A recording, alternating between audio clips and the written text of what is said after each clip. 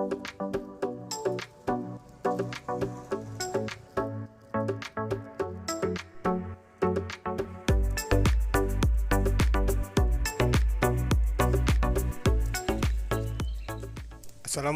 warahmatullahi wabarakatuh. Halo sahabat petani kopi dimanapun Anda berada. Teknik cara panen kopi yang benar menentukan panen untuk selanjutnya. Berbeda sama kopi robusta ya, kopi lain-lainnya. Mungkin di Arabica ini tentunya harus cara baik dan benar. Teknik panen kopi Arabica yang benar itu memang sangat penting ya teman-teman. Penting banget untuk menghasilkan kualitas yang terbaik. Pertama, cuman kita petik buah kopi yang sudah matang sempurna, warnanya merah. Hindari pemetikan kopi yang masih hijau teman-teman. Petik dengan gerakan memutar supaya rantingnya enggak rusak. Nah, inilah beberapa alasan mengapa kopi Arabica lebih nikmat dibandingkan kopi robusta. Tentunya kopi Arabica lebih manja ya. Tentunya dalam segi perawatan ya, pemeliharaan beda sama kopi robusta, teman-teman. Kalau kopi robusta tentunya kalau sudah merah hampir serempak ya. Jadi dipanen sama yang hijau.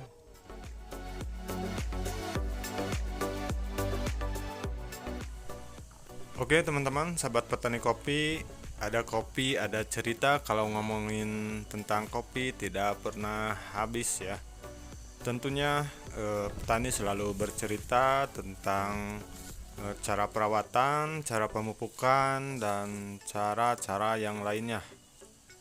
Dan di bulan 4 ya, sekarang memasuki bulan 4, belum memasuki panen raya ya, karena di tempat saya masih banyak yang masih hijau, dan ini juga beberapa batang saja menunjukkan kopi sudah merah ya.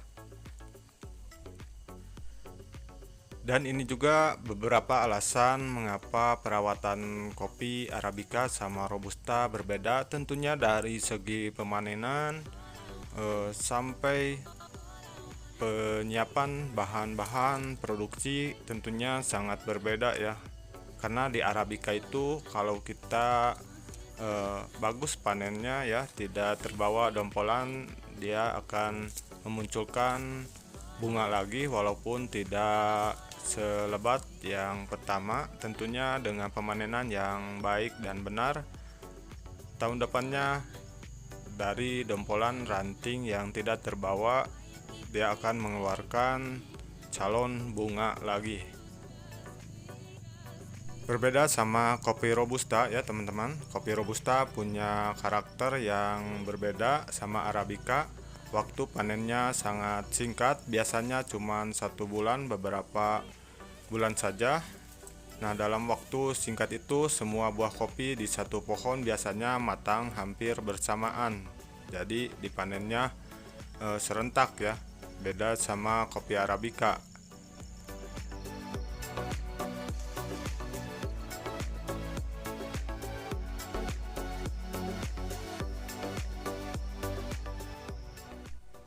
Oke, kita lanjutkan teman-teman. Panen nih. Seperti ini panennya ya. Jadi dompolan yang kita petik buah yang merahnya tidak terbawa. Perawatan kopi robusta dan Arabica memang berbeda banget ya teman-teman. Kopi robusta itu lebih kuat dan tahan penyakit. Jadi perawatannya nggak ribet. Kopi Arabica lebih manja ya, butuh perhatian khusus ekstra, apalagi soal ketinggian teman-teman, tempat tumbuh dan suhu. Nah, untuk yang mau berbudidaya kopi di bawah 1000 mdpl, tentunya kopi robusta lebih cocok ya dibandingkan kopi Arabica. Karena kopi Arabica ketika ditanam di bawah 1000 mdpl, dari awal penanaman sampai 5 tahun mungkin akan kelihatan bagus ya.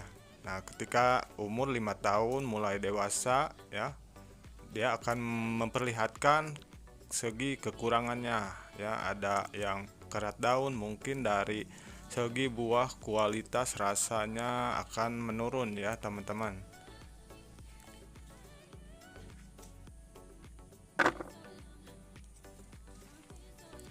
Nah, kopi Arabica lebih cocok di dataran tinggi ya teman-teman, karena beberapa faktor lingkungan yang optimal untuk pertumbuhannya. Kopi Arabica tumbuh optimal pada suhu antara 15 sampai 24 derajat Celcius.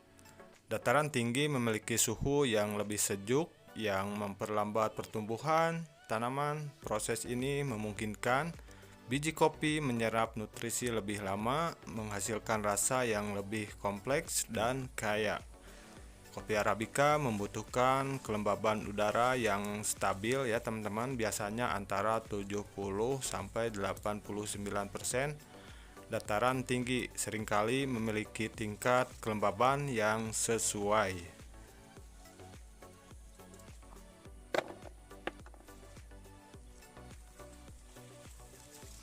Nah, di tempat saya juga ya teman-teman, ketinggian tanaman kopi ini ya di 1400 mdpl sampai 1700 teman-teman. Karena di tempat saya dekat dengan beberapa kawah ya teman-teman, kawah Papandayan, kawah Derajat, kawah Kamojang. Jadi dekat dengan abu vulkanik ya teman-teman. Seringkali memiliki tanah yang subur dan kaya mineral yang penting untuk pertumbuhan tanaman kopi Arabica. Ketinggian memengaruhi rasa kopi teman-teman. Suhu yang lebih dingin memperlambat pematangan biji, menghasilkan rasa yang lebih kompleks dan tingkat keasaman yang lebih tinggi dan aroma yang lebih kaya teman-teman. Secara ringkas ya, kombinasi suhu, kelembaban, curah hujan, dan kualitas tanah di dataran tinggi menciptakan lingkungan yang ideal untuk pertumbuhan kopi Arabica, menghasilkan biji kopi berkualitas tinggi dan rasa yang istimewa.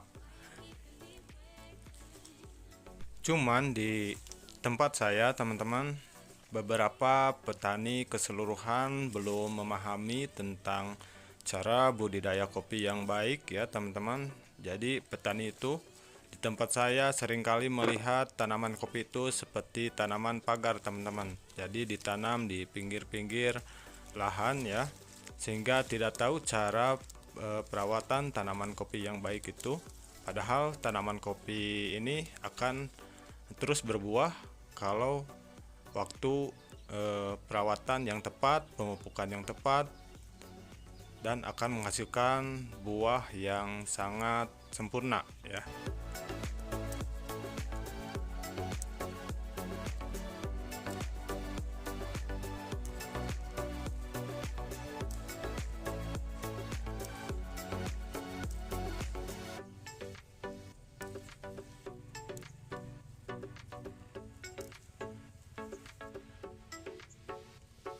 Nah, seperti ini ya panennya. Jadi kita harus hati-hati, tidak boleh terbawa sama dompolannya ya. Nih, karena sangat menentukan untuk kedepannya. Dan ini buah pertama ya. Jadi kalau sudah dari ranting sudah berbuah, tentunya ingin memperpanjang masa pembuahan, tentunya kita persiapkan cabang penggantinya.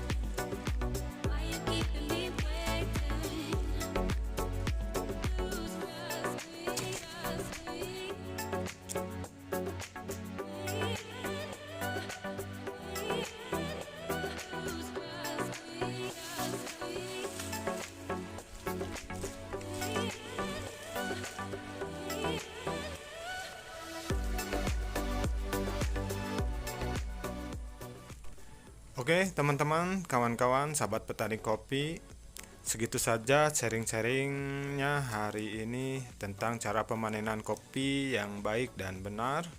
Mari kita jaga kelestarian alam, rawat tanaman kopi, dan lestarikan hutan kita demi masa depan yang lebih baik. Dengan merawat tanaman kopi dan hutan, kita turut berkontribusi dalam menjaga keseimbangan ekonomis.